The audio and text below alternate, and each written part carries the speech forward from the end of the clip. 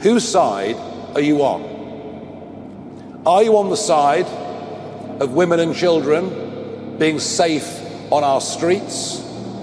Or are you on the side of outdated international treaties backed up by a series of dubious courts? If you come to the UK illegally, you will be detained and deported and never, ever allowed to stay, period. That is our big message from today.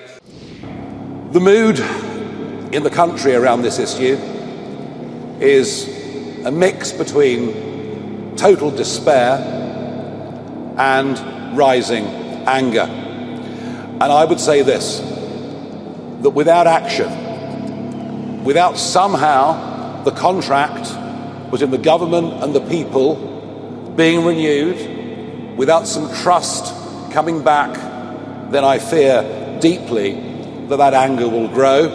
In fact, I think there is now, as a result of this, a genuine threat to public order, and that is the very last thing that we want. And I've been saying, of course, for a long time that it's a growing threat to our national security.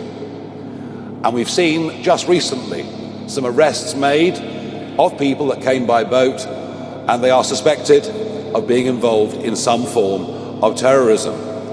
Huge numbers of undocumented young males who throw their passports and iPhone into the English Channel when they get to the 12-mile line, something that I've been out and filmed. These huge numbers of people do constitute a threat. And I suppose the growing anger in the country over the course of the last few weeks is a cultural one, in the sense that many of these young men come from countries in which women aren't even second-class citizens.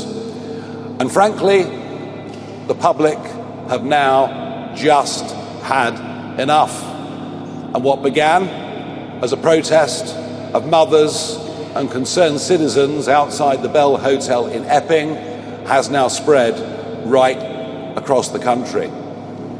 And all of it really poses one big fundamental question. Whose side are you on? Are you on the side of women and children being safe on our streets? Or are you on the side of outdated international treaties backed up by a series of dubious courts?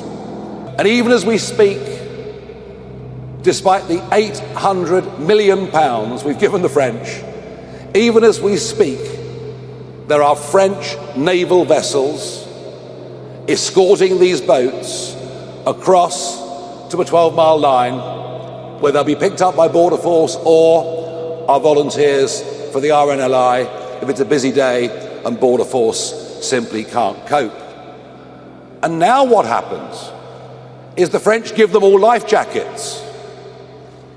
And when they're picked up by Border Force give the life jackets back to the French so they can reuse them on the next journey. I mean, we're literally witnessing two governments colluding in their support of criminal activity. Well, this issue has become a scourge of modern Britain. Just think about the hotels. Think about the houses of multiple occupancy, and not just the cost of it, but think how unfair that is. Unfair to the 1.3 million British people currently on the social housing list. Unfair to those who have legally made their way into the United Kingdom. It's unfair. And the cost, frankly, is eye-watering. Official figures show the whole thing costs about £7 billion a year, but that doesn't account for the massive scale of operations in the English Channel every day. It doesn't account for the amount of police time and court time that is taken up with crimes that are committed by those who frankly shouldn't be here and have come illegally. Our proposals will save, over the course of the next decades, tens and possibly even hundreds of billions of pounds. By the end of a first Parliament, we will have saved a huge amount of money. I understand the public have had enough of this, but here's what we have to do to make Operation Restoring Justice actually work. We have to leave the ECHR, no ifs, no buts. It may have been a good idea 80 years ago. Frankly, it isn't today.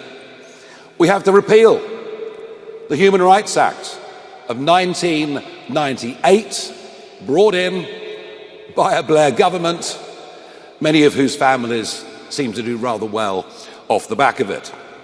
We will, for a 5-year period, disapply the 1951 Refugee Convention and any other barriers that can be used by lawyers in this country to prevent deportations, to prevent the right thing from happening. We'll create a legal duty for the Home Secretary to remove those that come illegally. And crucially, we will detain all illegal migrants who come, and we will do so immediately. The only way we will stop the boats is by detaining and deporting absolutely anyone that comes via that route. And if we do that, the boats will stop coming within days, because there will be no incentive to pay a trafficker to get into this country. If you come to the UK illegally, you will be detained and deported and never, ever allowed to stay, period. That is our big message from today. You've said that you're going to detain anyone who arrives via small boats. Will that apply to women and girls? And what about unaccompanied children? Will they remain in Britain while their parents are turfed out? And then you said you would leave the UN Torture Convention. Australia and the US haven't done this. Are you comfortable of the risk of people being killed or tortured if they're sent back to their country of origin? And will pulling out of these international treaties lose UK credibility on the international stage?